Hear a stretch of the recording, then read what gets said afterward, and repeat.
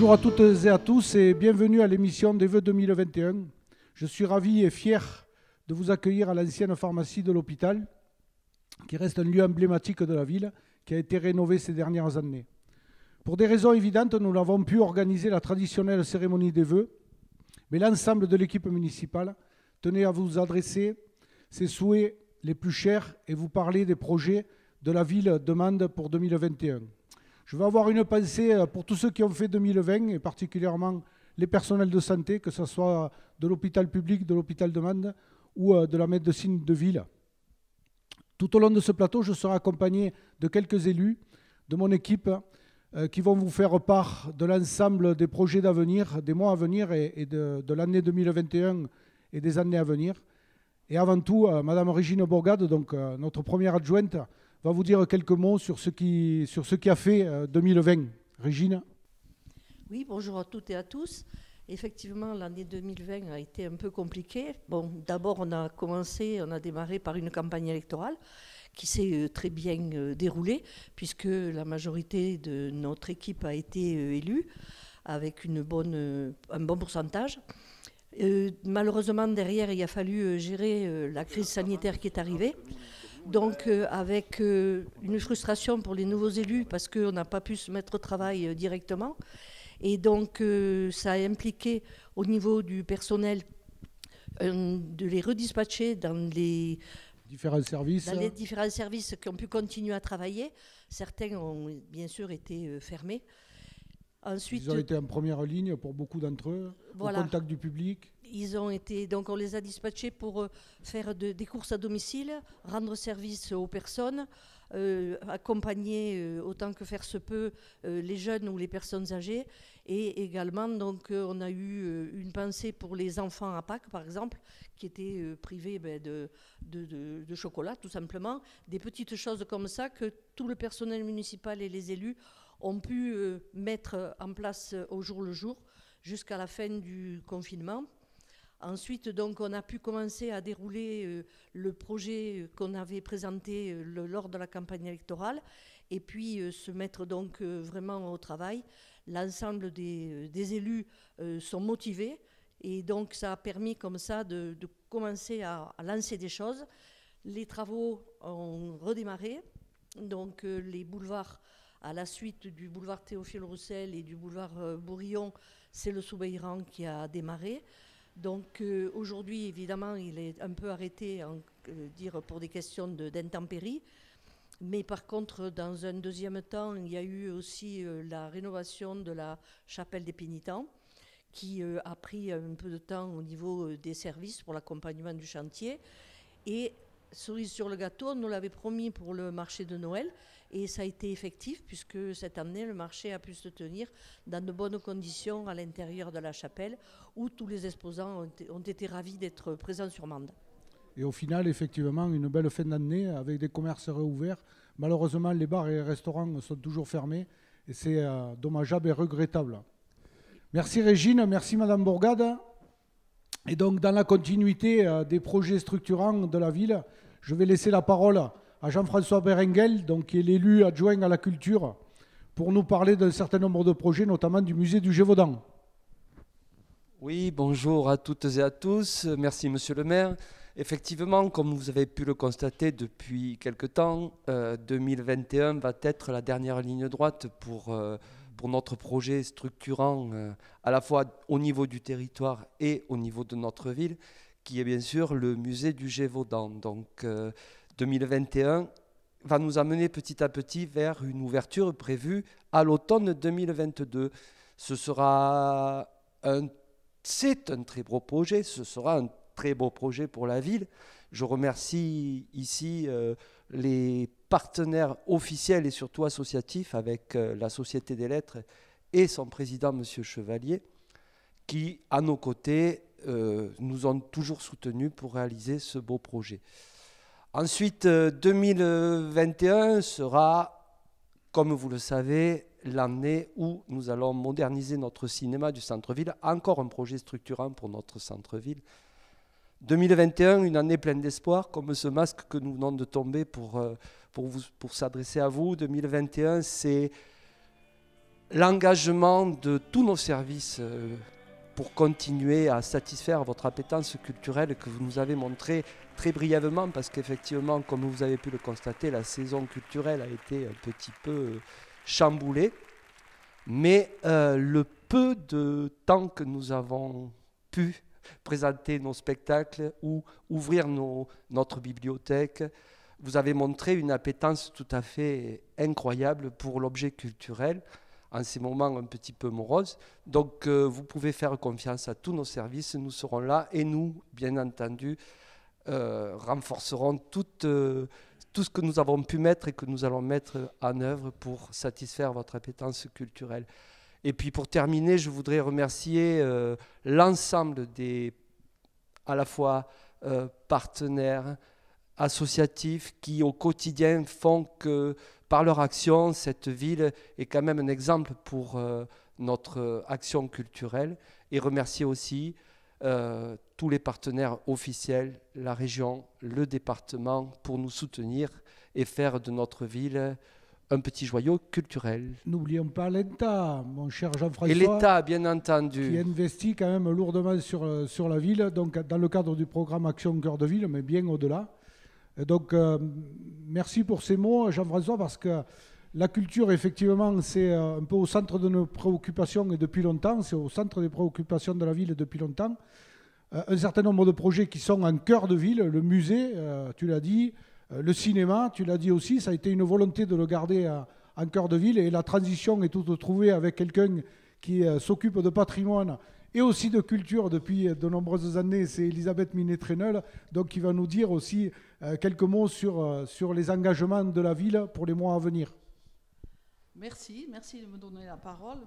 Bonjour à tous. C'est vrai qu'après ce lieu patrimonial qui a été restauré, cette pharmacie, bien sûr, on a d'autres lieux importants dans la ville de Mende et en particulier l'Ermitage. L'Ermitage va dans les mois qui viennent se moderniser, se transformer. Également, on a d'autres beaux projets comme la Maison Ponce. La Maison Ponce, il faudra dans le mandat, je pense, y penser parce que c'est un lieu patrimonial exemplaire. Également la synagogue qui vient d'être rachetée. Voilà. Et puis après, il y aura un gros travail à entreprendre également sur le cimetière Saint-Gervais, qui est un lieu patrimonial également très important. Alors bien sûr, tout ce patrimoine, bien sûr, attire les touristes. Les touristes, ils cherchent, quand ils viennent à Mende, avec la cathédrale, ils cherchent à avoir des lieux patrimoniaux très importants. Ici, on l'a vu cet été. Cet été, on a eu énormément de visites dans cette pharmacie, donc d'autres lieux, bien sûr, à prévoir. L'Ermitage, c'est quand même le lieu magique pour les Mandois, également, je pense, pour les touristes, avec le chemin urbain 5 qui passe justement au pied de cet Ermitage. Alors après, bien sûr, les touristes, il faut les recevoir et on va rénover ce village de vacances qui est magnifique, mais qui a besoin un peu d'être requalifié. Enfin, j'allais dire. Oui, bien sûr, qui a besoin d'une certaine redécoration, rénovation. Voilà, et puis monter en gamme. Monter en gamme, c'est important, oui, monter en gamme, c'est très important. Et également, on va faire un parcours des fontaines. À votre demande, monsieur le maire, on va étudier comment l'eau est arrivée sur Mende, comment Mende s'est développée par rapport à cette eau. Merci Elisabeth. Et donc, comme tu es multicarte, multicasquette et que tu as plusieurs cordes à ton arc, donc on vient de parler de patrimoine, de tourisme, mais il y a le développement économique aussi, ça fait partie un peu de ton ADN. Donc tu peux nous dire aussi quelques mots sur ces projets qui vont voir le jour, dont certains sont déjà à l'œuvre. Bien sûr, alors la ville de Mende a besoin de garder sa population, donc il faut bien sûr prévoir des zones d'habitation. Donc on vient de Valcroze 3, on va vendre 13 lots, je crois. Également très vite, on va aller sous Loudevez et également sous Louchaus. Oui, donc plusieurs projets de lotissement pour l'habitat. Bien sûr, et après au niveau économique. Des lotissements communaux, mais aussi des lotissements privés. Alors c'est vrai qu'on retrouve énormément de lotissements privés sur la ville. Pendant quelques années, ça avait été un peu, je trouvais, abandonné, mais c'est vrai que de nouveau, on a des porteurs, enfin on a des entreprises qui font des lotissements privés. Il y a une appétence, effectivement, Il y a une pour que les gens appétence. veulent construire sur Mende. Et aussi Également, au développement, sur bien le sûr, développement économique, c'est très important. C'est très important. Il faut frapper également au niveau économie. Donc, on vient de vendre la zone artisanale l'Occitanie. Maintenant, on va vendre très prochainement au conseil communautaire des lots sur Val-Grosse 3, 5, bien sûr. Et également, il y a les projets sur Louchaus qui vont être travaillés dans ce mandat. Oui, puisqu'effectivement, on maîtrise foncièrement 8 hectares et que donc on va l'ouvrir prochainement. À la construction. On a plusieurs demandes déjà d'entreprises qui veulent s'installer sur ces terrains. Je voudrais rebondir aussi sur cette année 2020 qui n'a pas été facile pour les commerçants et avec une aide exemplaire de la communauté de communes et exceptionnelle de la mairie, des offices sur cette aide aux commerçants au niveau des cadeaux cœur. Je crois que ça a redonné du baume au cœur à tous nos commerçants au printemps, donc à partir du 11 mai, puisqu'une première opération à 100 000 € avait été proposée. Et puis de nouveau, au moment du Black Friday, la fin de novembre, donc, où on a reproposé une opération encore un petit peu plus importante. Donc bravo à l'Office du commerce. Merci. Oui, donc on vient de voir avec Elisabeth que le développement économique, la construction, c'était important pour la ville de Mende. Et donc c'est d'autant plus important que la population continue d'augmenter. La population s'accroît sur les dernières années, c'est une très bonne nouvelle. Et donc il faut favoriser ce développement. Et le sujet aussi est que pour développer la ville, il faut bien vivre ensemble. Et donc je vais laisser la parole à Aurélie Mayols qui va maintenant nous parler de sujets bien évidemment essentiels, au premier rang desquels la santé. Oui, merci Monsieur le maire et bonne année à vous aussi et bonne année à tous les Mandois. Donc effectivement, la santé, c'est un sujet d'actualité et après le pôle de santé en 2020, on attaque cette année les travaux de la maison de santé pluridisciplinaire. Donc c'est un projet qui est un projet structurant pour la ville de Mende puisqu'il va permettre le maintien de médecins et qui est essentiel aujourd'hui et surtout d'attirer de nouveaux professionnels de santé, des médecins, des kinés, des infirmiers, mais aussi des spécialistes dont on a cruellement besoin sur Mende. En parallèle, on va continuer bien sûr à soutenir, comme vous l'aviez souhaité en 2020, tous les professionnels de santé, tous les professionnels médicaux qui vont s'installer dans le centre-ville de Mende, comme on l'a fait sur le pôle de santé. Au-delà de ça, évidemment, on a une pensée particulière pour l'ensemble des soignants, ceux de l'hôpital, mais aussi les médecins de santé des médecins de ville, et l'ensemble des professionnels de santé qui interviennent dans les EHPAD, dans les structures d'accueil des personnes handicapées également ou à domicile. Ça sera une année où avec vous, on continuera à être mobilisé pour l'hôpital de Mende. Cette crise a eu évidemment un point fort, c'est qu'on a reconnu enfin, l'État a enfin reconnu que l'hôpital de Mende, l'hôpital Lozère, était un hôpital pivot, il était structurant et il servait à l'ensemble du département. Donc ensemble, puisqu'on siège au conseil de surveillance de l'hôpital, on va œuvrer pour pouvoir apporter d'autres financements à cet hôpital. Deux choses effectivement essentielles, l'hôpital public, la santé de ville aussi, vous l'avez dit. On a vu la dynamique autour du premier pôle santé qui s'est installé en cœur de ville. Donc voilà, il faut continuer. À renforcer, à rester attractif et à accompagner effectivement toutes ces problématiques liées à la santé. Un autre, bien sûr, dossier qui est toujours sur la table, qui est très important, ça concerne l'environnement, ça concerne les mobilités, ça concerne là aussi le bien vivre ensemble dans cette belle ville de Mende. Oui, d'abord les mobilités. Donc il y a un dossier aujourd'hui sur la table, comme vous nous l'avez demandé, c'est le TUM, où l'idée là, c'est de pouvoir renforcer les services et surtout qu'ils servent à un plus grand public qu'actuellement. Donc nous y travaillons, mais on travaille de façon plus large sur l'ensemble des mobilités, puisqu'on souhaite que le territoire de la communauté de communes soit exemplaire en termes de mobilité du quotidien en zone rurale. Il faut tout simplement trouver des solutions pour les habitants de ce territoire alternatives à la voiture, et donc on y travaille. Sur le périmètre de la ville de Mende, on travaille avec Valérie Trémolière. Nous travaillons à un parcours 100% sécurisé en centre-ville, puisqu'on souhaite que les personnes qui font du du vélo puissent circuler dans la ville, notamment on pense aux enfants, en toute sécurité pour aller de leur lieu d'éducation, leur travail, à leur domicile. Donc là, c'est un sujet auquel on va s'atteler sur l'année 2021, et notamment avec mon voisin François Robin, puisqu'on veut le faire avec les habitants de la ville de Mende. Ensuite, on travaille aussi sur les questions d'environnement qui sont là aussi d'actualité. C'est vraiment des sujets prégnants aujourd'hui. On continue sur l'équipement LED de la ville pour tout simplement... Et on va accélérer même. Et on va essayer d'aller plus vite, effectivement. Pour effectivement une consommation réduite et surtout durable et respectueuse de l'environnement. À votre demande, on travaille au développement des énergies renouvelables sur le territoire de Mende et de la communauté de communes. Là aussi, vous nous avez demandé d'être exemplaires, donc on va faire preuve d'imagination et d'innovation sur ces thématiques-là.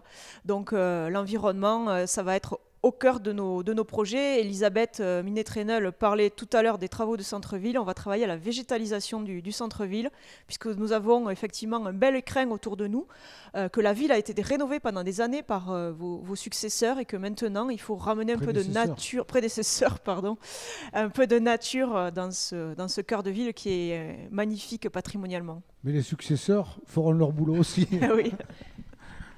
Donc voilà, plein de bonnes choses qui ne peuvent là se faire qu'en interaction avec la région. Aurélie, effectivement, oui. Tu es notre porte-parole à Toulouse auprès de Carole Delga, et je crois que il y a des choses qui se passent avec la RAC, avec la REC, avec donc les outils de la région, notamment sur les énergies renouvelables. Donc voilà, de bon augure pour les mois et les années à venir. Oui, et puis sans rien dévoiler, on travaille aussi sur l'éducation sur la ville de Mende. Donc on est partenaire sur les universités Perpignan, Montpellier. Et également, on travaille sur un projet de relocalisation de l'IFSI, enfin école d'infirmiers, école d'aides-soignants, qui permettra aussi un réaménagement plus global de l'hôpital, et ça participera à son attractivité. Effectivement, l'IFSI, qui est un outil important pour apprendre, donc l'école d'infirmière, et on travaille sur un projet qui permettra en quelque part d'agrandir l'hôpital, donc d'agrandir le centre hospitalier de Mende. C'est une excellente chose. Et là, on travaille bien sûr avec la région, puisque c'est la région qui est en compétence. Donc Aurélie, la transition est toute faite avec Vincent Martin, puisque sur un sujet qui est éminemment important pour les Mandois, qui tourne autour de la vie associative, donc le bien vivre ensemble, qui tourne autour du sport. Donc Vincent, tu vas pouvoir nous parler un peu des projets aussi qui sont importants pour la ville. Bonjour et meilleurs vœux. Comme vous l'avez dit, nos associations vivent au ralenti depuis quelques temps. La majorité des manifestations ont été annulées. Les compétitions sportives sont toutes suspendues, hormis celle-là. Malgré tout, on a été présents, on a continué nos financements, on a été en proximité, on a été en relation étroite avec chacun des présidents, avec chaque bureau de toutes les associations mandoises. Tout à fait, nous continuons à les soutenir avec les subventions, le prêt de locaux, la mise à disposition du personnel de la mairie et du matériel. Nous avions mis dans notre programme de campagne l'ouverture de l'Office de la vie associative, qui va se faire au courant de mars 2021. Alors, une création, qu'est-ce que c'est l'Office de la vie associative ? L'Office de la vie associative va servir à promouvoir, à favoriser et à valoriser les activités des associations, de créer des relations amicales de collaboration entre elles. Et nous travaillons aussi sur la jeunesse avec l'idée d'un pass primaire. Qu'est-ce que c'est le pass primaire ? Alors le pass primaire, c'est donner les moyens aux enfants dans les écoles de la communauté de communes d'accéder et de pouvoir tester les diverses activités culturelles et sportives proposées par les associations. Là aussi, un bon projet pour l'avenir de notre jeunesse, pour l'avenir du développement associatif et pour l'avenir de nos associations. Voilà, c'est ça exactement. C'est un projet qu'on espère mettre en place pour le premier ou deuxième trimestre 2022. Merci Vincent pour ces bonnes nouvelles. On va enchaîner avec François Robin, qui lui est élu depuis 2014, donc qui est adjoint maintenant à la démocratie participative, et qui va nous parler de l'interaction qu'on va pouvoir avoir l'équipe municipale, l'ensemble des personnels de la ville, de la communauté de communes, du centre intercommunal d'action sociale, avec les habitants. Oui, merci monsieur le maire. Donc vous l'aurez compris à travers nos différentes interventions, les travaux et les projets sont nombreux et vont voire la transformation de la ville et l'amélioration du cadre de vie des Mandoises et des Mandois. Voilà, alors comme le disait Aurélie tout à l'heure, notre volonté, ce sera effectivement d'associer, de solliciter les citoyens par rapport à tous ces changements, en poursuivant notamment et en développant cette fameuse notion de démocratie participative. Qui n'est pas un sujet nouveau. Hein. Non, qui n'est pas un sujet nouveau. Et pour preuve, c'est qu'effectivement, nous avons déjà des dispositifs existants. Je pense notamment aux visites de quartier, qui restent un succès phénoménal à chaque fois. Mais il y a aussi des jeunes. Voilà, il y a aussi tous les conseils citoyens, les différents conseils citoyens. Avec vraiment cette envie d'impliquer effectivement la population. Derrière cette idée de démocratie participative, il y a bien sûr l'idée du vivre ensemble, du bien vivre ensemble. Et nous allons donc nous appuyer sur cette démarche participative impulsée par le maire pour effectivement rechercher en permanence l'intérêt collectif qui devrait aboutir sur des notions, sur des actions d'amélioration de cadre de vie, mais surtout, et peut-être avant tout, redonner du sens à l'action publique. Donc, par rapport à ça, bien évidemment, on va pas supprimer, on ne va pas balayer d'un revers de main tous les projets qui existent déjà, tout ce qui se fait déjà. Mais bien évidemment, nous continuerons par exemple à promouvoir notre jeunesse, à avoir des actions pour notre jeunesse. Donc ça partira de la petite enfance, bien évidemment, aux étudiants en passant par toutes les écoles. Il en sera de même par rapport à toutes les activités liées au sport, liées à la nature, à l'environnement et bien évidemment à la culture chère à Jean-François. Et je n'oublie pas, en dernier lieu, bien évidemment, nos seniors qui sont quand même essentiels à la vie de la cité et tout ce qui est à destination de nos aînés se poursuivra. Donc un conseil des sages, des conseils de jeunes, des conseils de quartier, tout ça c'est encore dans l'actualité. Mais l'idée quand même derrière la démocratie participative, c'est d'aller vers plus de partage encore, ou d'essayer d'aller vers plus de partage avec la population. Tout à fait, de faire en sorte que vraiment la population se sente impliquée dans toutes les décisions qui peuvent être prises au niveau de la ville. Merci François. Donc vous avez vu les principaux projets qui vous ont été présentés par quelques élus. Je tiens à remercier bien sûr tout le conseil municipal de la ville de Mende qui œuvre au quotidien pour qu'on vive mieux sur cette ville de Mende. Je les remercie tous pour le travail accompli, pour leur confiance. Une équipe qui a été largement renouvelée lors des élections municipales de mars 2020. J'aimerais ajouter que je souhaite vivement poursuivre notre rôle de proximité. C'est ce qui me tient à cœur, comme à toute mon équipe. Notre rôle d'entretien dans les quartiers, les voiries, les trottoirs, tout ce qui fait votre quotidien, les petits travaux sur les villages, parfois les plus grands, avec l'enfouissement des réseaux, par exemple, sur l'ensemble de nos villages, qui doit se faire dans les années à venir, le petit patrimoine, tout ça c'est le lien commun, c'est le bien vivre ensemble. Et pour conclure, en cette année 2021, je fais le vœu que Mende poursuive sa dynamique. Je formule le vœu qu'elle retrouve ses festivités, sa joie de vivre, ses valeurs de convivialité, de partage, de proximité, sa qualité de vie au pays des merveilles. Je formule le vœu d'une vraie authenticité. Comme vous, j'attends avec impatience de partager un bon repas sur une terrasse, entre amis ou en famille, et finir la soirée devant un beau spectacle. Avec mon équipe municipale, nous travaillons au service de toutes les Mandoises et de tous les Mandois. Nous faisons preuve de réactivité pour répondre à vos besoins. Avec mon équipe, nous vous souhaitons une belle et heureuse année 2021. Portez-vous bien, prenez soin de vous et de vos proches.